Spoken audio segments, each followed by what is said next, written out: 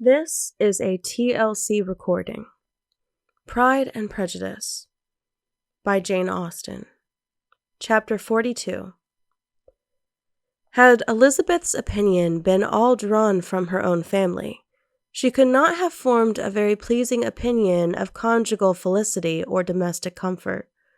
Her father, captivated by youth and beauty, and that appearance of good humor which youth and beauty generally give, had married a woman whose weak understanding and illiberal mind had very early in their marriage put an end to all real affection for her.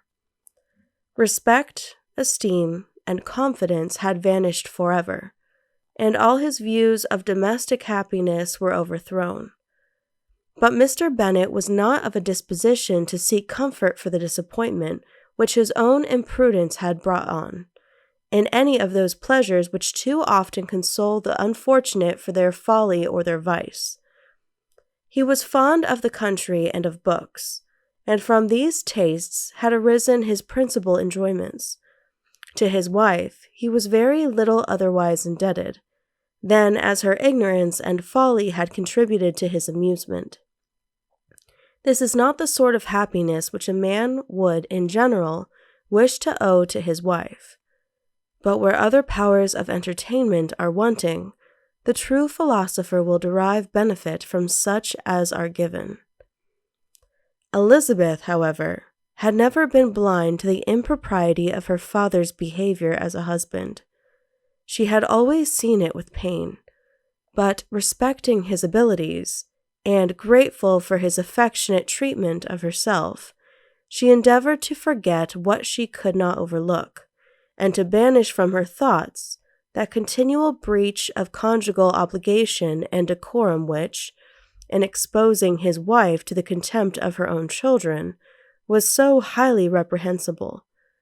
But she had never felt so strongly as now the disadvantages which must attend the children of so unsuitable a marriage, nor ever been so fully aware of the evils arising from so ill-judged a direction of talents. Talents, which, rightly used, might at least have preserved the respectability of his daughters, even if incapable of enlarging the mind of his wife. When Elizabeth had rejoiced over Wickham's departure, she found little other cause for satisfaction in the loss of the regiment.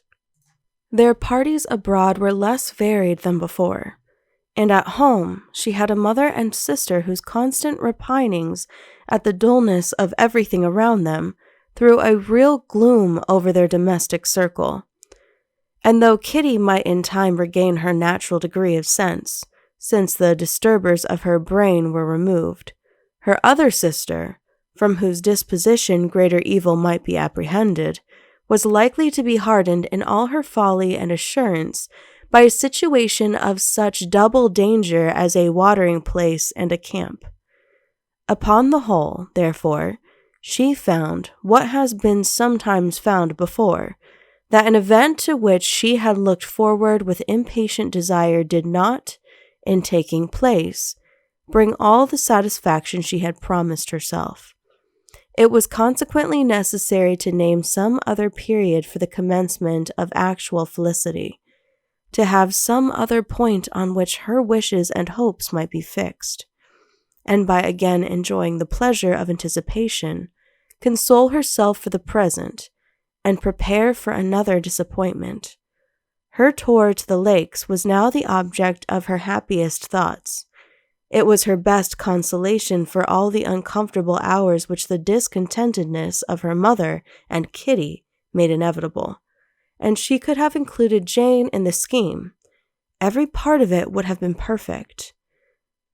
But it is fortunate, thought she, that I have something to wish for. Were the whole arrangement complete, my disappointment would be certain.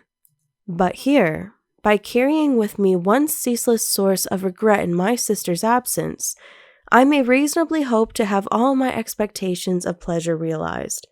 A scheme of which every part promises delight can never be successful, and general disappointment is only warded off by the defense of some little peculiar vexation. When Lydia went away, she promised to write very often and very minutely to her mother and Kitty, but her letters were always long expected, and always very short. Those to her mother contained little else than that they were just returned from the library, which such and such officers had attended them, and where she had seen such beautiful ornaments as made her quite wild, that she had a new gown, or a new parasol, which she would have described more fully, but was obliged to leave off in a violent hurry, as Mrs. Forster called her, and they were going off to the camp. And from her correspondence with her sister, there was still less to be learnt, for her letters to Kitty, though rather longer, were much too full of lines under the words to be made public. After the first fortnight or 3 weeks of her absence, health, good humour, and cheerfulness began to reappear at Longbourn. Everything wore a happier aspect. The families who had been in town for the winter came back again, and summer finery and summer engagements arose.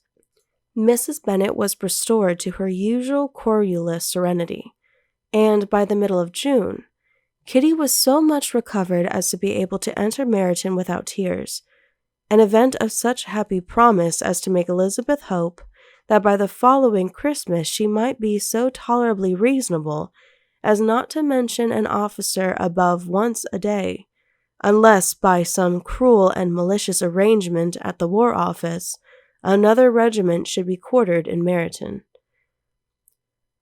The time fixed for the beginning of their northern tour was now fast approaching, and a fortnight only was wanting of it, when a letter arrived from Miss Gardiner, which at once delayed its commencement and curtailed its extent.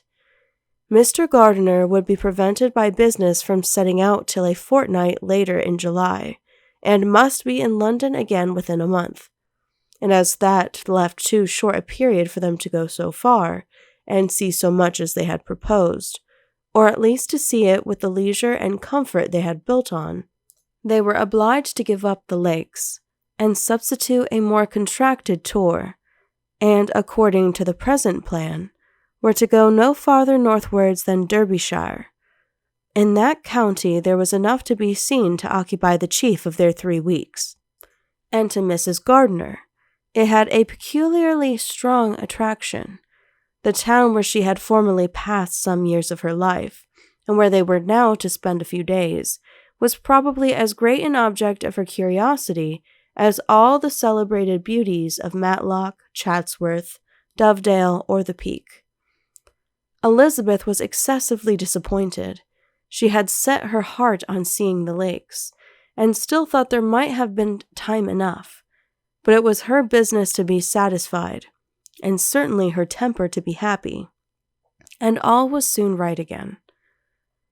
With the mention of Derbyshire, there were many ideas connected. It was impossible for her to see the word without thinking of Pemberley and its owner.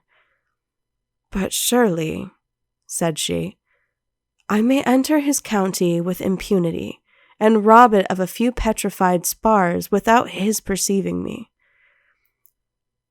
The period of expectation was now doubled. 4 weeks were to pass away before her uncle and aunt's arrival, but they did pass away, and Mr. and Mrs. Gardiner, with their 4 children, did at length appear at Longbourn. The children, 2 girls of 6 and 8 years old, and 2 younger boys, were to be left under the particular care of their cousin Jane, who was the general favourite, and whose steady sense and sweetness of temper exactly adapted her for attending to them in every way, teaching them, playing with them, and loving them. The Gardiners stayed only 1 night at Longbourn, and set off the next morning with Elizabeth in pursuit of novelty and amusement. One enjoyment was certain, that of suitableness of companions, a suitableness which comprehended health and temper to bear inconveniences, cheerfulness to enhance every pleasure, and affection and intelligence which might supply it among themselves if there were disappointments abroad. It is not the object of this work to give a description of Derbyshire, nor of any of the remarkable places through which their route thither lay. Oxford, Blenheim, Warwick, Kenilworth, Birmingham, etc., are sufficiently known. A small part of Derbyshire is all the present concern.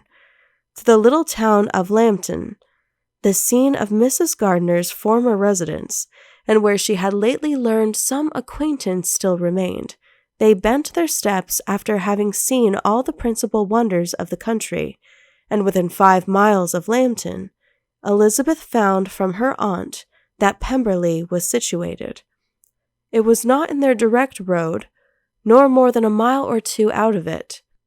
In talking over their route the evening before, Mrs. Gardiner expressed an inclination to see the place again. Mr. Gardiner declared his willingness, and Elizabeth was applied to for her approbation. "My love, should not you like to see a place of which you have heard so much?" said her aunt. "A place, too, with which so many of your acquaintances are connected. Wickham passed all his youth there, you know." Elizabeth was distressed. She felt that she had no business at Pemberley, and was obliged to assume a disinclination for seeing it. She must own that she was tired of seeing great houses, after going over so many. She really had no pleasure in fine carpets or satin curtains. Mrs. Gardiner abused her stupidity. "If it were merely a fine house richly furnished," said she, "I should not care about it myself. But the grounds are delightful. They have some of the finest woods in the country." Elizabeth said no more, but her mind could not acquiesce. The possibility of meeting Mr. Darcy while viewing the place instantly occurred. It would be dreadful. She blushed at the very idea, and thought it would be better to speak openly to her aunt than to run such a risk. But against this there were objections, and she finally resolved that it could be the last resource if her private enquiries to the absence of the family were unfavorably answered. Accordingly, when she retired at night, she asked the chambermaid whether Pemberley were not a very fine place, what was the name of its proprietor, and, with no little alarm, whether the family were down for the summer. A most welcome negative followed the last question, and her alarms now being removed, she was at leisure to feel a great deal of curiosity to see the house herself, and when the subject was revived the next morning, and she was again applied to, could readily answer, and with a proper air of indifference, that she had not really any dislike to the scheme. To Pemberley, therefore, they were to go. End of chapter 42. Please click the link below to continue on to chapter 43. This has been a TLC recording. Thank you for listening, and please be sure to subscribe.